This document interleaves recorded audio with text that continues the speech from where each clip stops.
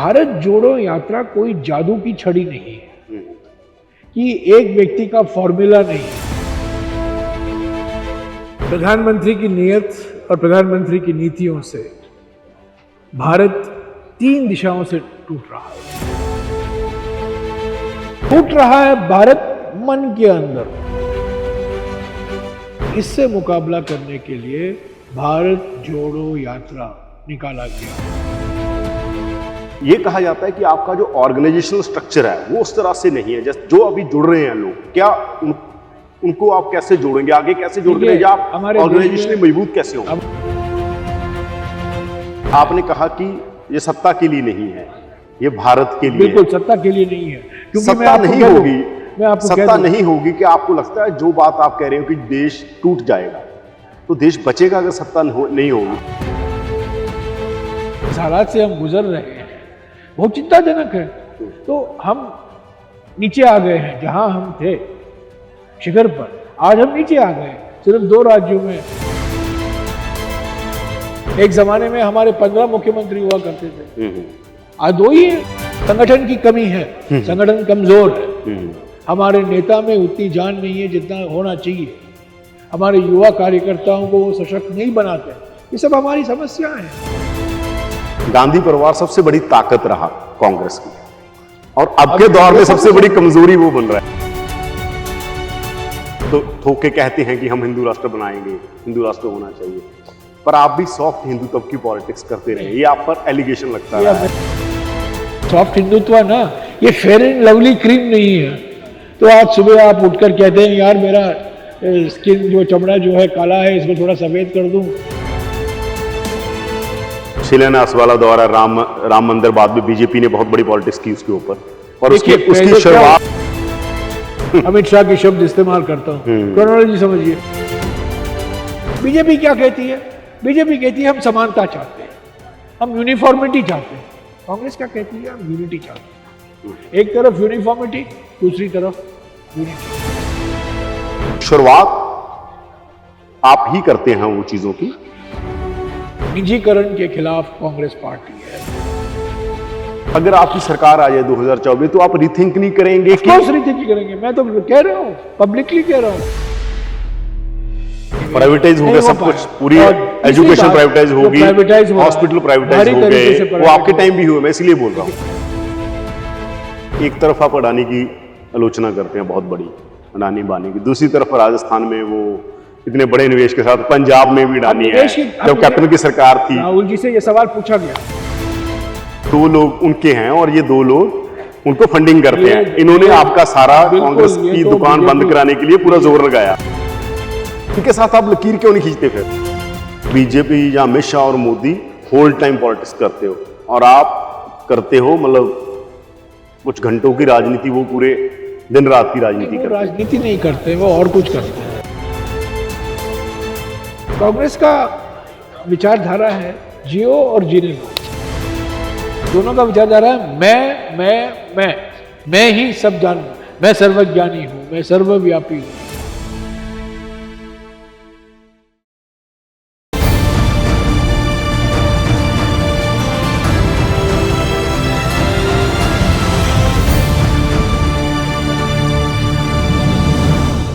भारत जोड़ो यात्रा पूरे भारत में घूम रही है। हमारे साथ कांग्रेस के सीनियर लीडर जयराम रमेश हैं, उनसे बात करेंगे भारत जोड़ो यात्रा का मीनिंग क्या है, और बीजेपी का काउंटर क्या है, और कांग्रेस क्या 2024 में कुछ कर पाएगी। स्वागत है सर, बहुत बहुत नमस्कार सर। सबसे पहला सवाल ये कि भारत जोड़ो यात्रा क्यों, किसने तोड़ दिया इस देश को कि आप भारत जोड़ रहे हैं? प्रधानमंत्री की नीयत और प्रधानमंत्री की नीतियों से भारत 3 दिशाओं से टूट रहा है। संभावना बढ़ रही है, टूटा नहीं है अभी तक, पर तोड़ने की संभावना बढ़ रही है। एक तो आर्थिक विषमताएं बढ़ रही हैं, दूसरा सामाजिक ध्रुवीकरण को प्रोत्साहन दिया जा रहा है, और तीसरा राजनीतिक तानाशाही एक हकीकत बन गई है, जिसकी वजह से संविधान का नजरअंदाज किया जा रहा है। तो ये 3 हमले हो रहे हैं हमारे लोकतंत्र पर, हमारे गणतंत्र पर, हमारे डेमोक्रेसी पर, हमारे रिपब्लिक पर, हमारे संविधान पर। और अगर हम इसका मुकाबला अब नहीं करेंगे तो भारत जरूर टूटेगा। सबसे बड़ा चैलेंज क्या और मानते हैं? टूट रहा है भारत मन के अंदर। दिमाग से। फिजिकल तो ठीक है, पर जो मनोवैज्ञानिक डिवाइड आ रहा है, साइकोलॉजिकल डिवाइड आ रहा है हमारे समाज में, आर्थिक विषमताओं के कारण, सामाजिक ध्रुवीकरण के कारण, राजनीतिक तानाशाही के कारण, वो और भी खतरनाक है। तो इससे मुकाबला करने के लिए भारत जोड़ो यात्रा निकाला गया 7 सितंबर सबसे को। बड़ा चैलेंज क्या सांप्रदायिकता को मानते हैं आप या आर्थिक? मैंने कहा तीन है। तीन से है। पहला नंबर किसका है? पहला आर्थिक विषमताएं नंबर 1, सामाजिक ध्रुवीकरण नंबर 2 और राजनीतिक तानाशाही नंबर 3। तीनों बराबर है। हम तीनों के बारे में कह रहे हैं, तीनों का मुकाबला हमें करना है। तीनों के महंगाई के बारे में, बेरोजगारी के बारे में, जीएसटी के बारे में, जिस तरीके से हमारी आर्थिक व्यवस्था, आप देखिए किसी उद्योग को आप देखें, मीडिया को देखें, 1 या 2, हम 2 हमारे 2, सब लोग जानते हैं हम 2 कौन है, हमारे 2 कौन है। ये 4 लोग हमारे देश को चलाना चाहते हैं और चला भी रहे हैं। तो ये तीनों चीजें जो मैं कह रहा हूँ, जो वास्तविकता, जो आज हकीकत है, तीनों खतरनाक है और तीनों के खिलाफ कांग्रेस अपनी आवाज उठा रही है, जनता के बीच में जा रही है। कांग्रेस को ये माना जाता है कि कांग्रेस की सबसे बड़ी ऑर्गेनाइजेशन रही देश की आजादी से। पिछले दौर में जिसको आप काउंटर करना चाहते हैं, उनके पास बहुत सारी ऑर्गेनाइजेशन, आरएसएस के पास कितनी है, स्वदेशी जागरण मंच है, आदिवासियों में काम है, स्कूलों में काम है। आदिवासी शब्द इस्तेमाल नहीं करते हैं, वो वनवासी कहते हैं। वनवासी कहते हैं, वनवासी आश्रम। तो मैं ये कह रहा हूं कि कांग्रेस अभी भारत जोड़ो यात्रा निकाल रही है। ये कहा जाता है कि आपका जो ऑर्गेनाइजेशनल स्ट्रक्चर है वो उस तरह से नहीं है, जैसे जो अभी जुड़ रहे हैं लोग, क्या उनको आप कैसे जोड़ेंगे, आगे कैसे जोड़ेंगे, या आप ऑर्गेनाइजेशनली मजबूत कैसे होंगे? हमारे देश में जब आप कुछ करते हैं तो 10 सवाल उठाए जाते हैं। अब क्यों किया, पहले क्यों नहीं किया, ये क्यों नहीं किया, ऐसा क्यों कर रहे हो। तो ये सब सवाल वास्तविक है, आप उठाइए, जवाब देना मेरा कर्तव्य है। पर अब हम लोग सब भारत यात्री, राहुल गांधी, 135 जो भारत यात्री हैं जो कन्याकुमारी से चल रहे हैं और आज हम उज्जैन के बाहर हैं, हम लोग के सामने एक ही चीज है हमारे मन में, इस यात्रा को सफल तरीके से पूरा करना। उसके बाद हम देखेंगे क्या होगा। संगठन को जो हमें सफलता हासिल की है हमने इस भारत जोड़ो यात्रा में, करीब 140 दिन में अलग अलग राज्यों में, मैं ये कह रहा हूं उसको हम बरकरार कैसे रखें। आपकी ऑर्गेनाइजेशन मजबूत हुई है, जो लोग यहाँ पर आए उनका क्या मीनिंग है, जो आ रहे हैं, जो आपको मैं देख रहा हूं, मैं चल रहा था साथ में, जो गांव के लोग आते हैं, आसपास के लोग आते हैं, उत्साहजनक तरीके से चल रहे हैं। कांग्रेस समर्थक आ रहे हैं, कांग्रेस कार्यकर्ता में नई जोश आई है, नई जान आई है, नई उमंग दिखाई क्या मासेस जुड़ रहा है, मैं ये पूछ रहा हूँ। एक तो आपके वर्कर हैं जो मासेस है, वो जुड़ रहे हैं, कांग्रेस कार्यकर्ता जुड़ रहा है, कांग्रेस कार्यकर्ता को एक नया भविष्य दिख रहा है, कांग्रेस कार्यकर्ता को ये एक संजीवनी है। पर क्या ये चुनाव में हमें फायदेमंद होगा, वो अलग बात है। क्योंकि हमने पहले दिन से कहा है कि ये चुनाव जिताओ यात्रा नहीं है, ये चुनाव जीतो यात्रा नहीं है, ये भारत जोड़ो यात्रा है। इसका एक नतीजा ये होगा कि कांग्रेस संगठन और मजबूत बनेगा, कांग्रेस कार्यकर्ताओं में एक नई जान आएगी और उससे हमारे जो विधानसभा चुनाव है और लोकसभा चुनाव में, उसमें हमारा संगठन और सक्रिय तरीके से भाग ले सकता है। पर आपके विरोधी कहते हैं ये पीआर एक्सरसाइज है। नहीं, ये पीआर एक्सरसाइज है राहुल गांधी कह रहा है, और राहुल सेंट्रिक है। कौन कह रहा है? उस्ताद ऑफ पीआर के उस्ताद दुनिया में नरेंद्र मोदी के और कोई नहीं है। वो तो उनको पूरा गोल्ड मेडल, सारे देश के सारे मेडल, भारत रत्न सब मिलना चाहिए पीआर के लिए, मार्केटिंग के लिए, प्रचार के लिए, इवेंट मैनेज। अडवाणी जी ने कहा ना, नरेंद्र भाई is an event manager.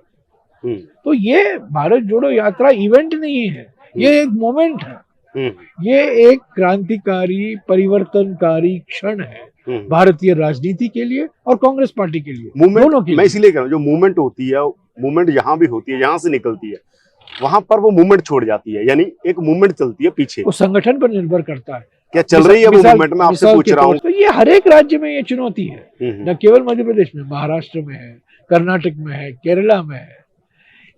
Bharat जोड़ो यात्रा कोई जादू की छड़ी नहीं है कि एक व्यक्ति का फॉर्मूला नहीं है, ये फॉर्मूला नहीं है। ना तो नेस्कैफे है, ना तो इंस्टेंट कॉफी, ये इंस्टेंट कॉफी नहीं है, ये एक तरीका है। आपने कहा कि अगर आपने कहा कि ये सत्ता के लिए नहीं है, ये भारत के लिए बिल्कुल सत्ता के लिए नहीं है, क्योंकि सत्ता नहीं होगी, सत्ता नहीं होगी। कि आपको लगता है जो बात आप कह रहे हो कि देश टूट जाएगा, तो देश बचेगा अगर सत्ता नहीं होगी? तो सत्ता को आप हम एक पॉलिटिकल पार्टी, राजनीतिक पार्टी है, ठीक है। राजनीतिक पार्टी कोई एनजीओ नहीं होती, हम कोई सन्यासियों संगठन नहीं है। हमें चुनाव लड़ना है और हम चुनाव लड़ते हैं हारने के लिए नहीं, जीतने के लिए। पर हार जीत वास्तविक है, होता रहता है। हमने कई चुनाव जीते हैं। एक जमाना हुआ करता था जब कांग्रेस के अलावा कोई पार्टी कहीं भी सत्ता में नहीं थी। आज हमारे हालात, जो हम इस हालात से हम गुजर रहे हैं, बहुत चिंताजनक है। तो हम नीचे आ गए हैं, जहां हम थे शिखर पर, आज हम नीचे आ गए। सिर्फ 2 राज्यों में हमारे सरकारें हैं, मिसाल के तौर से। तो ये वास्तविक है। पर जो राहुल गांधी जी ने कहा है और मैंने कहा है और सभी ने कहा है कि राजनीति से ऊपर हटकर कुछ ऐसे मुद्दे हैं जो जनता के मन में है। ये एक व्यक्ति की मन की बात नहीं है, ये जनता की चिंता है। जनता में जो चिंता है, कुछ लोग चिंतित है महंगाई से, कुछ लोग चिंतित हैं बेरोजगारी से, कुछ लोग चिंतित हैं, जैसे कि मिसाल के तौर से अल्पसंख्यक हैं, वो नफरत से वो चिंतित हैं। तो ये ध्रुवीकरण से, धर्म के नाम पर जो ध्रुवीकरण हो रहा है, उससे चिंतित हैं। तो अलग अलग लोगों से बात करके, अलग अलग लोगों की बात सुनकर कांग्रेस पार्टी ये एक संदेशा देना चाहती है कि हम जनता के साथ हैं, हम सुन रहे हैं, हम अनुभवी हैं। 137 साल पुरानी पार्टी है, पर पिछले कुछ सालों में जो कांटेक्ट होना चाहिए था हम में और जनता के बीच में, वो कमजोर हो गया है। तो ये जनसंपर्क आंदोलन या जनसंपर्क अभियान के रूप में आप देख सकते हैं। आपकी जो क्रिटिक हैं वो कहते हैं कि बीजेपी तो ठीक है, जो हिंदुत्व की पॉलिटिक्स कर रही है वो तो दिख ही रहा है, वो तो ठोक के कहते हैं कि हम हिंदू राष्ट्र बनाएंगे, हिंदू राष्ट्र होना चाहिए। पर आप भी सॉफ्ट हिंदुत्व की पॉलिटिक्स करते रहे, ये आप पर एलिगेशन लगता है कि ये राजीव के दौर में जब मेरे साथी हैं कन्हैया कुमार, उन्होंने इसका अच्छा जवाब दिया। उनसे ये सवाल पूछा गया तो उन्होंने कहा ये सॉफ्ट हिंदुत्व ना, ये फेयर एंड लवली क्रीम नहीं है। तो आज सुबह आप उठकर कहते हैं यार मेरा स्किन जो चमड़ा जो है काला है, इसको थोड़ा सफेद कर दूं, सॉफ्ट हिंदुत्व क्रीम लगा दूं, फेयर एंड लवली लगा दूं। ये ऐसा कोई, ये सॉफ्ट हिंदुत्व शब्द कहाँ से आया? क्योंकि आप हिस्ट्री में कुछ चीजें जुड़ी रही हैं। विश्वास रख करते हैं कि राजनीति में धर्म का एक भूमिका है। कांग्रेस पार्टी मानती है कि हमारा देश जो है बहुधर्म देश है, संसार के हर धर्म हमारे देश में मौजूद है। तो हम बहुधर्म देश है, बहुधार्मिक देश, धार्मिक देश है। लोग विश्वास रखते हैं अलग अलग धर्मों में। तो हमारा कर्तव्य बनता है कि ऐसे देश में हम कैसे सेक्युलर स्टेट बनाएं, सरकार हुकूमत कैसे हो, ताकि सब धर्म के लोग उन पर ये विश्वास होता है कि हमारे खिलाफ कोई भेदभाव या पक्षपात नहीं हो रहा। तो ये सॉफ्ट हिंदुत्व मुझे समझ में नहीं आता। क्योंकि आपकी हिस्ट्री से कुछ चीजें जुड़ी रही हैं, इसलिए जैसे शिलान्यास वाला दौरा, राम मंदिर, बाद में बीजेपी ने बहुत बड़ी पॉलिटिक्स की उसके ऊपर, और उसकी शुरुआत आप क्रोनोलॉजी समझिए। मैं अमित शाह, आप भी क्रोनोलॉजी समझाने लगे। क्रोनोलॉजी समझिए, अमित शाह की शब्द इस्तेमाल करता हूँ। क्रोनोलॉजी समझिए, पहले क्या हुआ, वीपी सिंह के मंडल की घोषणा की, बीजेपी वीपी सिंह को समर्थन दे रही थी, उन्होंने कहा नहीं हम समर्थन वापस ले रहे हैं, वो कमंडल उन्होंने शुरू किया। मंडल वर्सेस मंडल अगस्त 1990 में की घोषणा की गई, रथ यात्रा, और 1 साल बाद रथ यात्रा निकाला गया हमारी यात्रा के। पर उस रथ यात्रा और भारत जोड़ो यात्रा में जमीन आसमान का फर्क है। वो रथ यात्रा टोयोटा यात्रा था, ये पद यात्रा है।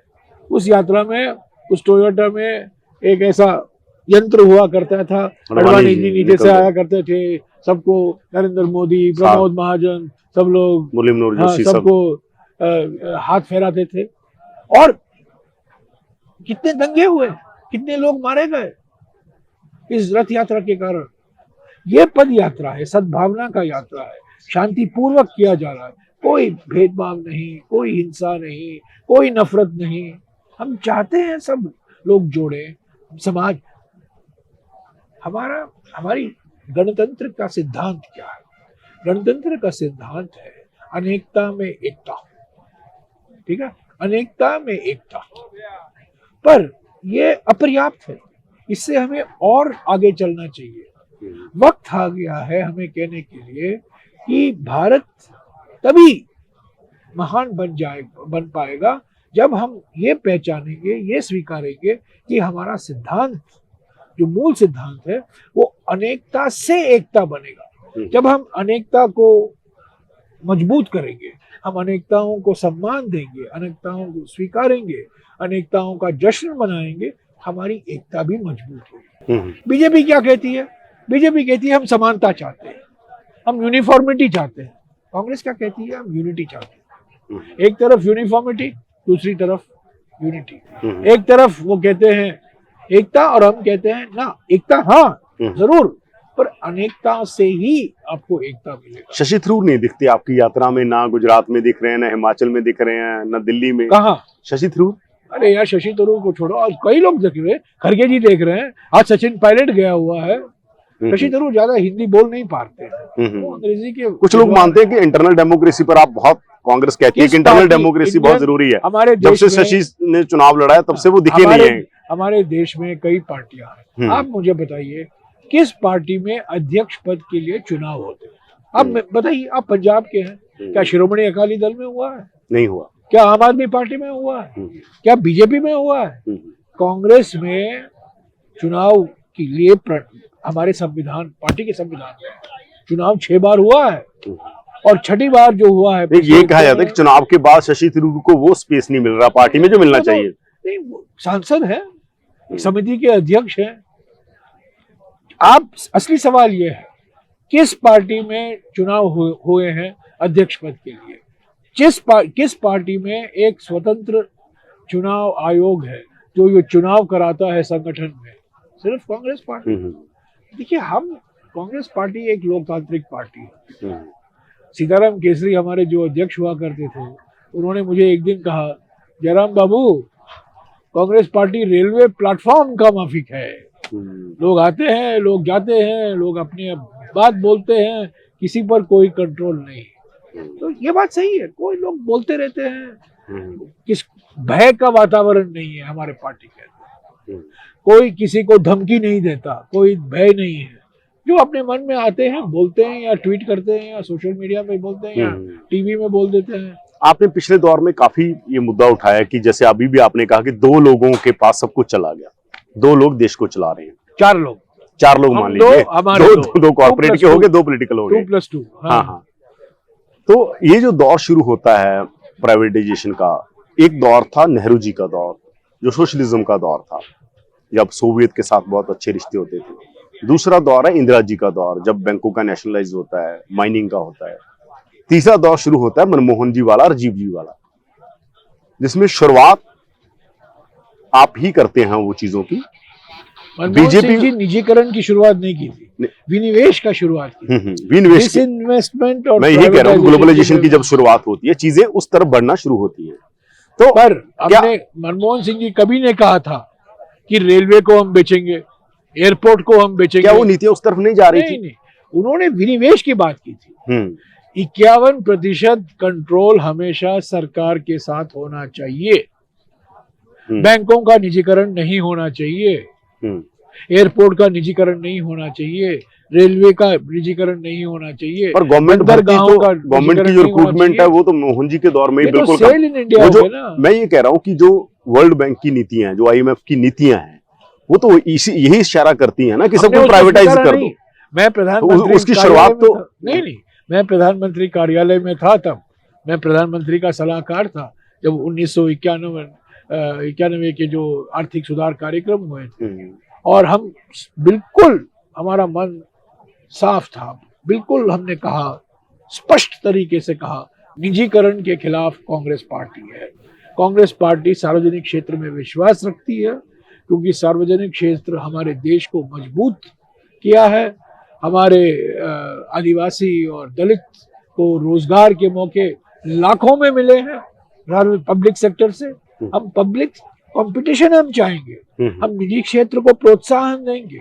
हम प्राइवेट बैंकों के खिलाफ नहीं है, हम प्राइवेट एयरलाइन के खिलाफ नहीं है, प्राइवेट अस्पताल। मैं ये कह रहा हूँ कि कांग्रेस ने जो नीति, सार्वजनिक क्षेत्र की जो संपत्तियां हैं उसको लेना और एक व्यक्ति को बेच देना, वो उसके खिलाफ। क्या आपको ये नहीं लगता जो आपने शुरू किया वो आपके सामने आके खड़ा होगा बीजेपी के रूप में? हमारे इसका जो हमने शुरू की थी, नरेंद्र मोदी ने उसको एक नया रूप ही दे दिया है। हमने नहीं सोचा था कि LIC को बेचा जाएगा, हमने कभी नहीं सोचा था भारत पेट्रोलियम बेचा जाएगा। मैं ये कह रहा हूं कि आज के दौर में पूरी दुनिया के अंदर जो वर्ल्ड ऑर्डर सेट किया जा रहा है, जो वर्ल्ड बैंक का मॉडल है, जो IMF का मॉडल है, वर्ल्ड बैंक और IMF छोड़िए। अरे मेरी बात सर, सवाल तो सुन लीजिए। वर्ल्ड बैंक और अरे सर मेरी एक सवाल सुन लीजिए। वर्ल्ड बैंक IMF नहीं है, आज अडानी और अंबानी है। मैं यही कह रहा हूँ, अडानी बानी है। मैं यही कह रहा हूँ कि ये जो मॉडल पूरी दुनिया में रीथिंक हो रहा है, पूरी दुनिया में ये चर्चा हो रही है कि इस मॉडल ने दुनिया को बर्बाद कर दिया। जो बहुत ज्यादा आर्थिक विषमता आप कह रहे हैं इसी मॉडल से आई है, इंडिया में भी बाकी जगह भी। क्या आपको लगता है कि आज के दौर में वो नेहरू जी वाला मॉडल चाहिए, सोशलिज्म वाला? अगर वो चाहिए, अगर आपकी सरकार बनती है तो आप उस मॉडल पर चले जाएंगे? शब्दों पर आप शब्दों के कैदी मत बनिए। सोशलिज्म एक जमाने में मायने रखता था। मैं नहीं कहूंगा मैं सोशलिस्ट हूँ, मैं नहीं कहूंगा। क्यों? मैं नहीं कहूंगा सोशलिस्ट हूँ मैं, क्योंकि मैं मानता हूँ कि कई बार कांग्रेस सोशलिस्ट है, कांग्रेस सेंटर लेफ्ट है, समाजवाद में विश्वास रखती है। सेंटर लेफ्ट तो सोशलिज्म ही होता है। नहीं, सेंटर लेफ्ट सोशलिज्म नहीं होता। सोशलिज्म होता है जब आप मानते हैं सभी एसेट को पब्लिक सेक्टर में होना चाहिए। एक जमाना था जब होना जरूरी था, स्टील प्लांट होने थे। आज प्राइवेट कंपनियां स्टील प्लांट लगा रही हैं। देखिए, मैंने कहा ना, प्राइवेट कंपनियों के हम खिलाफ नहीं है। फिर जो एक मिनट, प्राइवेट बैंकों के खिलाफ नहीं है, प्राइवेट एयरलाइन के खिलाफ नहीं है। हम खिलाफ हैं जो सार्वजनिक क्षेत्र में संपत्तियां हैं, जो एसेट बनाए गए हैं, उसको बेचो मत। मैं ये कह रहा हूं कि हाँ, जो बेचो ना, तो इसको आप काउंटर मान लीजिए। ये जो बड़े प्लेयर हैं, जो दो प्लेयर हैं, जो बड़े प्लेयर तो छोड़िए, दो प्लेयर हैं, ये दो प्लेयर तो एक एग्जांपल बन गए चीजों की। ये थ्रू किसी भी थ्रू हो सकती हैं। हमने NDTV का एग्जांपल हमारे सामने है कि कैसे, एग्जांपल भी मैं इसीलिए कह रहा हूं। तो आप क्यों नहीं, अगर आपकी सरकार आ जाए 2024 तो आप रिथिंक नहीं करेंगे? रिथिंक करेंगे, मैं तो कह रहा हूँ, पब्लिकली कह रहा हूँ। मनमोहन सिंह जी ने कहा है, चिदम्बरम साहब ने कहा है, सोनिया जी ने कहा है, राहुल जी कहते रहते हैं। क्योंकि आप इसके सबसे बड़े समर्थक रहे हैं इस मॉडल को। प्राइवेटाइजेशन आपके दौर में भी हुआ है, वो अलग बात है, उसकी रूपरेखा अलग थी। पुनर्विचार करेंगे। जो 10 लोगों के पास गया होगा आपके टाइम भी NPA, जो बहुत सारे जो रणनीति पंडित जी ने अपनाई थी 1950 के दशक के लिए मायने रखता था। जो रणनीति मनमोहन सिंह जी अपनाई 1990 के दशक में मायने रखता था। पर हमेशा हमें पुनर्विचार करना चाहिए। मैं ऐसा व्यक्ति नहीं हूं जो अब मेरे मन बना लिया जो 50 साल पहले हमने किया था वही सही है। नहीं, हालात बदलते हैं, चुनौतियां नहीं आती हैं। तो आर्थिक विषमताएं जो जिस तरीके से किस मॉडल ने दी, मैं यही कह रहा हूँ कि इसी ग्लोबलाइजेशन लिबरलाइजेशन के मॉडल ने नहीं दी आर्थिक विषमता। देखिए, शब्द है ग्लोबलाइजेशन, लिबरलाइजेशन, ये सब शब्द है। मैं शब्दों में नहीं पढ़ना चाहता हूँ। मैं कहता हूँ कि जो हमने रणनीति अपनाई 1991 में, उससे हमें सफलता मिली, पर उसके कुछ नकारात्मक असर भी हुए। आर्थिक विषमताएं बढ़ी हैं। शिक्षा और स्वास्थ्य क्षेत्र में जितना निवेश होना चाहिए उतना निवेश प्राइवेटाइज हो गया सब कुछ। पूरी एजुकेशन प्राइवेटाइज होगी, हॉस्पिटल प्राइवेटाइज हो गए, वो आपके टाइम भी हुए। मैं इसलिए बोल रहा हूँ। मैं नहीं मानता हूँ कि हिंदुस्तान में सिर्फ दूरदर्शन हो। मैं प्राइवेट चैनल में विश्वास, आप जैसे लोगों में विश्वास रखता हूँ। वो सोशलिज्म है क्या और कैपिटलिज्म है? मैं ना सोशलिस्ट हूँ ना मैं कैपिटलिस्ट हूँ। मैं चाहता हूं कि हर एक व्यक्ति में जो एंटरप्रेन्योर है, जो एंटरप्राइज है, स्टार्टअप है, उसको हम प्रोत्साहन दें। इसीलिए निजी कंपनी, निजी बैंक, निजी एयरलाइन, इसके खिलाफ नहीं है, हम उसको प्रोत्साहन करना चाहते हैं। पर जो हम संपत्तियां खड़े कर रखे हैं पिछले 50 सालों में, 60 सालों में, LIC हो या स्टेट बैंक ऑफ इंडिया हो या BHEL हो या और इंडियन ऑयल कॉर्पोरेशन हो, उसको आप क्यों बेच रहे हो? और तो बेच किसके लिए हो? वे किसको? अपने दोस्तों को? सिर्फ दो ही दोस्त, और कोई नहीं है आपके? तो ये जो दूसरी बात हो रही है कि एक तरफ आप अडानी की आलोचना करते हैं, बहुत बड़ी अडानी बानी की, दूसरी तरफ राजस्थान में वो इतने बड़े निवेश के साथ, पंजाब में भी अडानी है, जब कैप्टन की सरकार थी। राहुल जी से ये सवाल पूछा गया, हाँ, राहुल जी से सवाल पूछा गया और उन्होंने जवाब दिया, कौन ऐसा मुख्यमंत्री है हमारे देश में जो अगर कोई उद्योगपति आएगा और कहेगा कि मैं आपके राज्य में 60,000 करोड़ निवेश करना चाहता हूं अगले 7 साल में, क्या कोई सीएम कहेगा मत करो? पर एक लकीर अगर आप दो लोग उनकी मानते हो जो उनको फंडिंग करते हैं, आप कहते हैं उनके साथ तो आप लकीर खींच सकते हैं। आप पूरी जानकारी आपको होनी चाहिए। अशोक गहलोत ने अडानी के लिए कोई विशेष कानून नहीं बनाए, सबके लिए बनाए। सब कोई भी आप भी जा सकते हो, आपके पास मैं कह रहा हूँ कि जो दो लोग आपको पता है कि ये दो लोग उनके हैं और ये दो लोग उनको फंडिंग करते हैं, इन्होंने आपका सारा कांग्रेस की दुकान बंद कराने के लिए पूरा जोर लगाया। बीजेपी और इन दोनों के बीच में गहरा रिश्ता है। तो मैं यही कह रहा हूँ, तो इनके साथ आप लकीर क्यों नहीं खींचते फिर? अशोक गहलोत, अगर इन्होंने कहा, अगर अडानी जी जाते हैं अशोक गहलोत से कहते हैं कि मैं आपके स्टेट में निवेश करना चाहता हूँ, अगर मैं मुख्यमंत्री होता मैं कहता हाँ आइए, पर कोई आपको विशेष इंसेंटिव नहीं है, कोई आपको विशेष कानून नहीं बनाए जाएंगे। सब लोग स्वागत, सबका स्वागत है। और वही अशोक गहलोत ने कहा सबका स्वागत है, अडानी आए ठीक है, अंबानी आए ठीक है, तो भी सबको आए। तो जो आप बात कहते हो कि चुनाव एक पूरी मैनेजमेंट हो गया है, इवेंट हो गया है, उसके लिए पैसा चाहिए, फंडिंग चाहिए, वो कांग्रेस की बंद कर दी गई है। और अभी तो वो जो बॉन्ड वाला मसला है उसमें देख रहे हैं स्कैम है। तो फिर इसका काउंटर क्या है? बीजेपी के पास कुछ काउंटर है? सुप्रीम कोर्ट में हमारी याचिका नहीं, वो नहीं, मैं कह रहा हूँ कि बीजेपी के पूरे मॉडल का उनके पास कॉर्पोरेट भी है, उनके पास मीडिया भी है, मान लीजिए जो आपका एलिगेशन। हमें लड़ना है। एक जमाना था जब कांग्रेस, काउंटर पॉलिटिक्स तो होगी ना कोई। कांग्रेस हर चुनाव जीता करती थी, तब ऐसा लगता था कांग्रेस के साथ कैसे लड़ेंगे। अभी हर चुनाव बीजेपी जीत रही है, लोग सवाल उठा रहे हैं बीजेपी के साथ। पॉलिटिकल पार्टी कुछ हारेंगे कुछ जीतेंगे, हमारी रणनीति में बदलाव आएगी, हमें लड़ाई लड़नी है, और चुनाव लड़ना है। ये सवाल मैं इस एंगल से करना था। 1984 में क्या इमरजेंसी का दौर है, 1984 में जब बीजेपी को 2 सीटें मिली, आपको 403 मिली थी। 2 सीट मिले, तब किसी ने पूछा अरे बीजेपी का भविष्य क्या है? तो ये उतर चढ़ाव होता है। पर मैं ये पूछ रहा हूँ आपसे, मैं एक बहुत भयंकर, मैं यही क्वेश्चन कर रहा हूँ आपको, आप जवाब दीजिए इसका। मैं ये पूछ रहा हूँ कि क्या पॉलिटिक्स, अब जब बात आती है, आपके सवाल होते हैं, तो आप हमेशा कहते हो, तो आप कहते हो मीडिया वाला, कि मीडिया इन्होंने सारा मैनेज कर लिया। अरे आप नहीं कहते, आमतौर पर कांग्रेस के लीडर कहते हैं। फिर आता है कि इन्होंने सारा कॉर्पोरेट भी इनके साथ है। तो क्या पॉलिटिक्स में, पॉलिटिक्स सबसे बड़ी चीज होती है। पॉलिटिक्स कहते हैं समाज का जो धुरा है वो पॉलिटिक्स होती है। क्या पॉलिटिक्स में कोई इस तरह का पॉलिटिकल काउंटर होता है कि जो मर्जी मैनेज कर लिया जाए? फिर पॉलिटिक्स क्या रहेगी कांग्रेस की, अगर सब कुछ मैनेज होके भी आप उनको हो जाए मैनेज? पॉलिटिक्स तो यही होती है कि आप तब भी झटका दे दो। कोई तो ऐसा कोई काउंटर है आपके पास? कोई फॉर्मूला नहीं है। और मैं कह दूं ये एक काउंटर है, यहाँ एक काउंटर है, तो ये थोड़ी राजनीति होती है। हमें सड़क पर जाना है, जनता के बीच में जाना है, जनता को समझना है, हमें हमारी रणनीति तैयार करनी है। जो बीजेपी मुद्दे उठा रहे हैं उसका मुकाबला करना है। कभी हमें सफलता मिलेगी, कभी 5 साल पहले हम मध्य प्रदेश, राजस्थान और छत्तीसगढ़ जीते, वहां क्या हुआ? तो देखिए, ये चुनाव उतर चढ़ाव होता रहता है, ये वास्तविक। एक जमाने में हमारे 15 मुख्यमंत्री हुआ करते थे, आज 2 ही है, और अगले 10 साल में हो सकता है हम वापस 15 मुख्यमंत्री में आ जाएंगे। तो ये चुनाव हम हार रहे हैं, संगठन की कमी है, संगठन कमजोर है, हमारे नेता में उतनी जान नहीं है जितना होना चाहिए, हमारे युवा कार्यकर्ताओं को सशक्त नहीं बनाते। ये सब हमारी समस्या है और हम उसको सुधार रहे हैं। और भारत जोड़ो कहते हैं जो किसी की जो सबसे बड़ी ताकत होती है, किसी की भी, वो सबसे बड़ी कमजोरी भी होती है।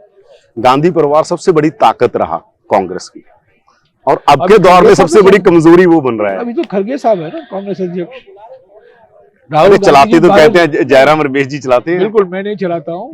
मैं सिर्फ ऐसे बोला जाता है नहीं, सर्कल, नहीं, मीडिया के सर्कलों बिल्कुल में। नहीं। मैं एक सांसद हूँ, एक समिति है, दिग्विजय सिंह जी हैं, केसी वेणुगोपाल हैं, खड़गे साहब तो अध्यक्ष हैं। राहुल की बात सही है कि 135 भारत यात्रियों में वास्तविक है सारा मीडिया का focus, media attention, public attention Rahul Gandhi पर है, ये बात सही है। पर राहुल गांधी और गांधी परिवार का कांग्रेस संगठन में एक विशेष स्थान है, पर उनकी विरासत के कारण और उनके योगदान के कारण उनका एक विशेष स्थान है। पर ये हर एक कांग्रेस कार्यकर्ता के दिल में और हर एक कांग्रेस कार्यकर्ता के मन में उनके लिए एक विशेष स्थान है और रहेगा। पर ये मानते हैं आप, जैसे मतलब हम एग्जांपल देते हैं दुनिया की, जैसे मान लीजिए रिपब्लिकन है अमेरिका में, डेमोक्रेट्स हैं, वहां पर लीडर कोई आए जाए, बस लास्ट सवाल है मेरी, लीडर कोई आए जाए, पार्टी पर कोई असर नहीं होता, पार्टी वो रहती है। तो यहाँ पर क्या ये प्रॉब्लम आई कांग्रेस में कि नहीं कि जब राहुल कमजोर हुए कांग्रेस भी कमजोर हुई, गांधी परिवार कमजोर हुआ, कांग्रेस साहब 1-1.5 महीने भी नहीं हुए। नहीं मैं दूसरा सवाल 1.5 महीने नहीं हुए, आप अंतिम स्मरण आप श्राद्ध सेरेमनी कर रहे हैं कांग्रेस पार्टी का। चुनाव हमने करके दिखाया है, चुनाव हुआ है कांग्रेस अध्यक्ष के लिए। खड़गे साहब तीसरे दलित हैं जो चुनकर आए हैं, कांग्रेस अध्यक्ष बने हैं, उनको वक्त दीजिएगा। और हमारी अभी प्लीनरी होने वाली है अगले 1.5-2 महीने में, और तब वो उनको परमानेंटली वो कांग्रेस प्रेसिडेंट बनेंगे, रेटिफाई किया जाएगा चुनाव का जो नतीजा है, और उसके बाद आप देखते रहेंगे। अभी हर एक पीसीसीओ का पुनर्गठन हो रहा है, अलग अलग पीसीसीओ का। भारत जोड़ो यात्रा से हमारे संगठन में नई जोश आई है, नया संजीवनी के माफिक है। तो इसका आप देखते रहिएगा, ये कोई 100 मीटर स्प्रिंट नहीं है राजनीति, हम दौड़े और यात्रा करें और यात्रा से हमें चुनावी जीत हासिल करेंगे, ऐसा नहीं है। हमें मेहनत करना होगा, जमीन पर रहना होगा, इसको बरकरार रखना होगा। क्या ये भी कारण है कि कांग्रेस बहुत ज्यादा मतलब जो राज किया है वो कांग्रेस ने किया है देश पर, ये कंफर्ट हमारी कमजोरी मैं का यही पूछ कारण रहा ये है। हाँ, ये बात ये कंफर्ट जो एसी रूम वाली पॉलिटिक्स, जो ड्राइंग रूम की पॉलिटिक्स, जहाँ कंफर्ट की पॉलिटिक्स, बेसिकली कंफर्ट की पॉलिटिक्स नहीं है। जब हम सत्ता में हैं, हम संगठन को छोड़ भूल देते जाते हैं, संगठन के कार्यकर्ताओं को भूल जाते हैं। ये वास्तविक है। लंबे साल तक हम सत्ता में रहे हैं, सत्ता की राजनीति हम अच्छी तरह से जानते हैं, विपक्ष की नीति हम नहीं, राजनीति नहीं जानते। बीजेपी विपक्ष की नीति राजनीति में माहिर है, सत्ता की राजनीति में। ये भी कहा जाता है कि बीजेपी या अमित शाह और मोदी होल टाइम पॉलिटिक्स करते हो, और आप करते हो मतलब कुछ घंटों की राजनीति, वो पूरे दिन रात की राजनीति करते हैं। राजनीति नहीं करते, वो और कुछ करते हैं। क्या करते हैं? वो राजनीति नहीं करते, वो मैं नहीं समझता हूँ राजनीति। उनके लिए कोई नियम नहीं है, कोई रूल नहीं है, कोई कन्वेंशन नहीं है, वो बिल्कुल लगे हुए हैं और 24/7 करते हैं। ये बात सही है। तो कांग्रेस नहीं करती? कांग्रेस भी करता है, पर कांग्रेस देखिए, कांग्रेस का विचारधारा है जियो और जीने दो। इन दोनों का विचारधारा वो नहीं है। इन दोनों का विचारधारा है मैं ही सब जान, मैं सर्वज्ञानी हूँ, मैं सर्वव्यापी हूँ, मुझे सर्वशक्तिमान हूँ मैं। तो ये राजनीति से हटकर ये इनकी टैक्टिक्स जो है, इनकी रणनीति और इनकी टैक्टिक्स जो है रूथलेस, जैसे कहते हैं ना, बिना देखे हुए जो मन बना लिया वही होता है। कोई समझौता नहीं, कोई लेन देन नहीं, कोई बातचीत नहीं, कोई वार्तालाप नहीं, कोई कॉम्प्रोमाइज नहीं। ये अलग तरह की राजनीति है। ये अटल बिहारी वाजपेयी ऐसे नहीं थे। अटल बिहारी वाजपेयी भी बीजेपी के मुख्यमंत्री प्रधानमंत्री थे। वो तो नेहरू जमाना से उन्होंने सीखा था ना। अडवाणी जी ऐसे नहीं है, मुरली मनोहर जोशी ऐसे नहीं है, यशवंत सिन्हा ऐसे नहीं है, जसवंत सिंह ऐसे नहीं है, भैरव सिंह शेखावत ऐसे नहीं है, जैसे कि नरेंद्र मोदी और अमित शाह। अगर ये बड़े विचित्र दो हैं। 2024 में अगर कांग्रेस जीत जाती है तो ऐसा क्या परिवर्तन होगा देश में? हम अभी भारत जोड़ो यात्रा में लगे हुए हैं। मैं इसके अलावा और कुछ सोचता नहीं हूँ। 2023 में क्या होगा, 2024 में क्या होगा, मैं उसके बारे में सोचता नहीं।